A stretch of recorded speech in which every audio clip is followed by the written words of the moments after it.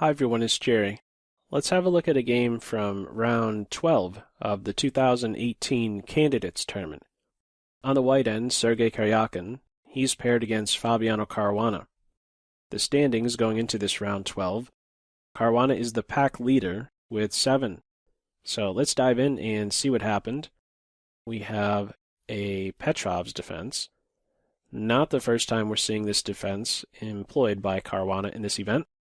A couple other games saw this position met with queen to e2, and soon thereafter the queens were watching the game from the sidelines. Not here. Queens stick around for quite a bit. Knight c3 in this game. Knights are exchanged. Minors coming out. Queenside castles for white, and now a3. Certainly out of the line of fire.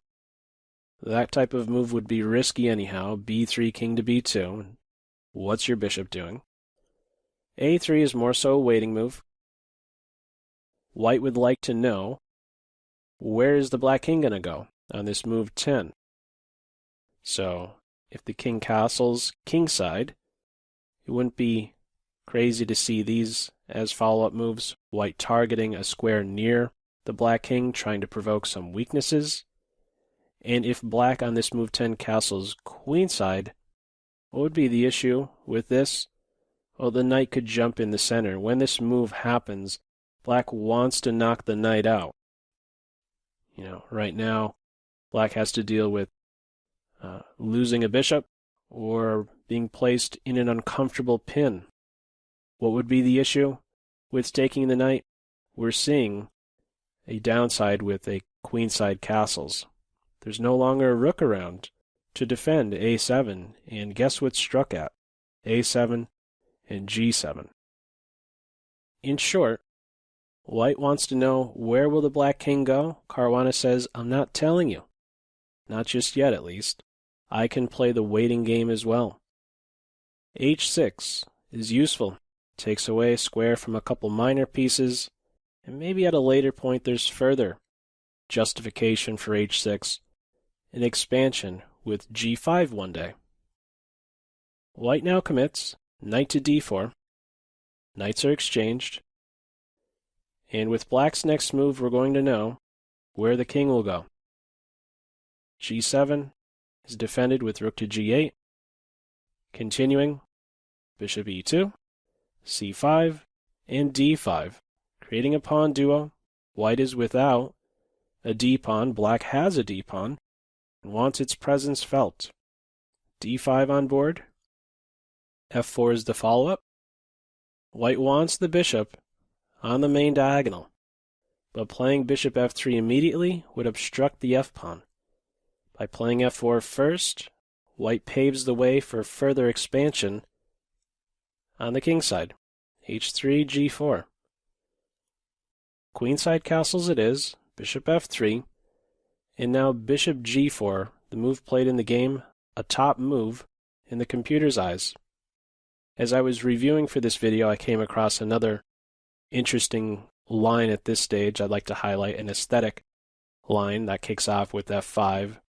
The computer suggests this type of reorganization of the bishops, which I think is pretty neat. Symmetry on the f-file.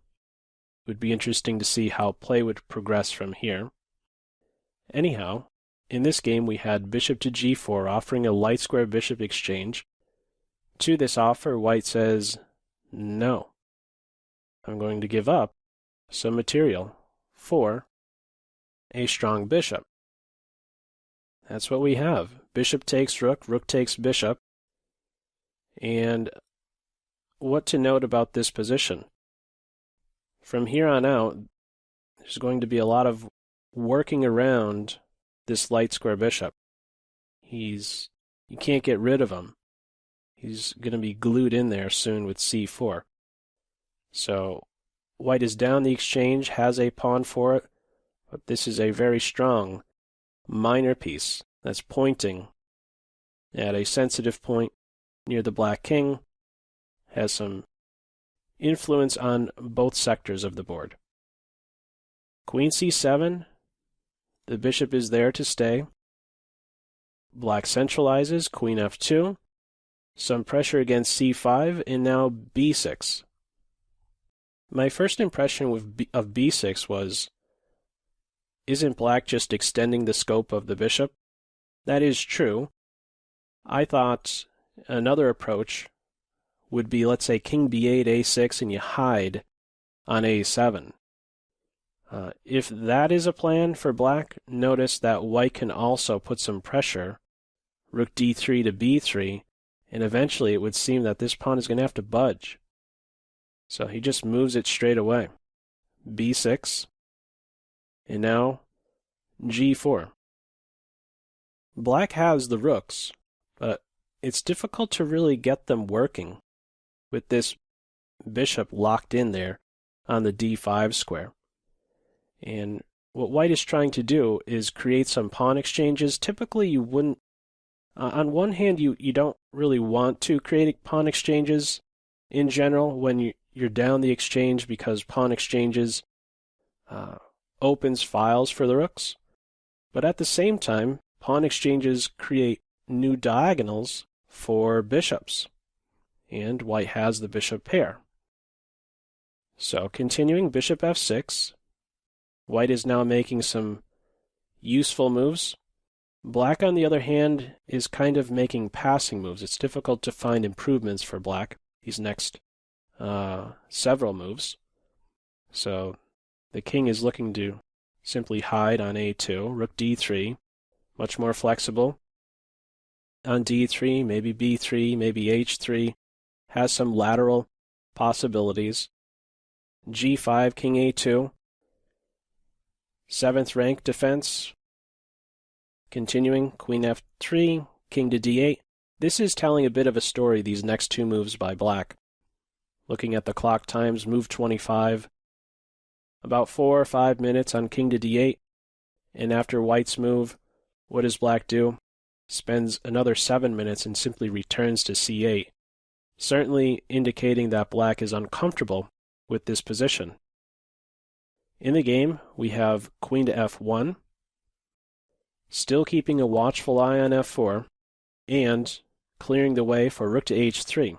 This is targeting the weak square in black's position. It's a pawn that is not defended. So rook to d3, and white is now going to pick up a pawn.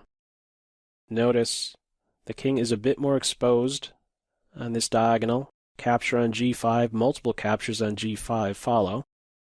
And now queen to f5 hits with the fork. There goes the g-pawn, and there's no longer a material deficit for black. It's an imbalance, bishop in 2 pawns versus a rook. And without the g-pawn around, now the h-pawn is super fast. What does black do? Offer first a queen exchange. White says, no way. My king is safe, yours isn't. Let's keep the most aggressive piece around. King d8, g5. Queen exchange is avoided continually. And g5 is secure. Also notice we're approaching move 40 and the clock times. Bullet mode for both players. You do gain 30 seconds when you make a move, but still time pressure for both at this stage.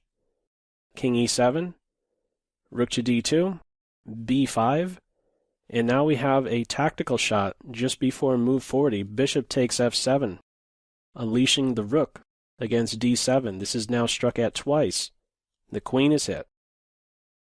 Queen f5, rook takes rook check, king takes rook, queens are exchanged, and now g6. What are you doing to stop this pawn? In the game, it's king e7. He can't go any further. White, however, is on move and picks up a pawn. So now white is up material, a bishop in 3 pawns versus the rook. Black will be able to get one of them back. Or excuse me, I miscounted here. It's a bishop in 4 pawns versus a rook. Black gets one of them back, though.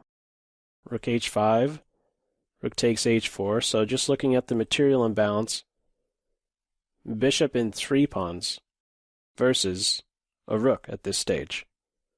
So what does white do to make progress? First a4. The rook gets behind. It's the rook will it's the rook that will have the responsibility to stop this passed pawn. Meanwhile, the king is going to go over here to try and stop these pawns. Will the king be in time? After a6, king c7, the black king is there in time to stop these pawns from promoting. In the game, we now have king to b3, move 48, and the game goes no further. Caruana resigns. Why? Well, let's see the pieces. First, this bishop glues everything together. The bishop has a responsibility. It's functioning. The rook has a responsibility to stop this passed pawn, the g-pawn, stay on the g-file. The black king also has a responsibility to stop these guys from promoting, pushing through. So, for example, if he tries to come off in this direction, b6 hits, a7 is there, and you're not stopping the a-pawn. So, these three pieces have a responsibility. Who's not playing yet? It's the king. And if this game continued, this is what we would have. Basically, the white king approaching this side of the board, attacking the rook. Again, the rook has to stay here. Otherwise, g7, g8 equals queen. Eventually, the king gets to f6. The pawn pushes and pushes once more. The king, all he needs to do is get to f6 and then push g7, and it's as simple as that. White is winning this. So, the issue in this game, despite what the computer engine says at this point in the game, bishop g4 is not a good practical decision. In the computer's eyes, I noted one of the top moves. But after this exchange sacrifice, this is one masterful bishop in the center that will dictate play. The follow-up, white had useful moves to make, tucking the king away on a2, and black did a lot of shuffling because there really wasn't any way to make progress. A lot of passing moves, nothing moves. Yeah, it just, the bishop g4 move really was the big lemon with this game. If we have a look at the tail of the tape on this one, just quickly zipping through here, white was always the better side. That was that bishop g4 move. It doesn't show up on the radar. Again, the evaluation, computer doesn't, you can't really trust the computer assessment at that point. Objectively, one of the best moves, but practically, it's a dud. And white was able to improve from then on. No inaccuracies, mistakes, or blunders for Karjakin, 19 average centi-pawn loss. Some inaccuracies, mistakes, blunders on Caruana's end, 34 average centi-pawn loss. This tournament is very close now. It's really it's going to be a photo finish. Let me go ahead and bring up where we are now after round 12. Karjakin jumps up in first place. He has 7 along with Caruana. Round 12 also saw Mamedyarov suffer his first loss, so before round 12, Caruana and Mamedyarov didn't have a loss. They were the pack leaders. 7 for Caruana. Mamedyarov had 6.5. They both lost. Liren beat Mamedyarov, scoring his first win of the tournament. So what I have here in this chart, the letters T and F refer to round 13 game and 14th and final round. Yeah. 13, round 13, and 14. So, for example, if we just look at Karjakin, his remaining schedule, who will Karjakin play in round 13? Karjakin will have white against the number 4 guy on this list, on this chart, Liren. And then in the Final round, you'll have black against the number 7 guy, Wesley So. And just looking at Caruana, his remaining schedule, the top 2 guys, you could go through the rest if you're curious.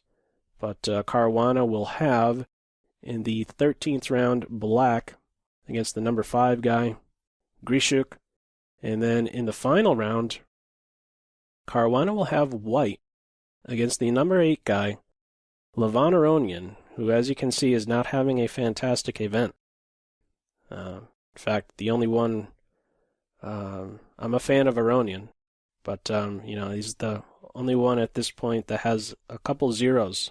Who did this to Aronian? The number 6 guy, Kramnik, knocked him off a couple times. So anyhow, feel free to stare at this for a little bit if you would like. This one's going to be a photo finish, so it'll be interesting to see how this plays out.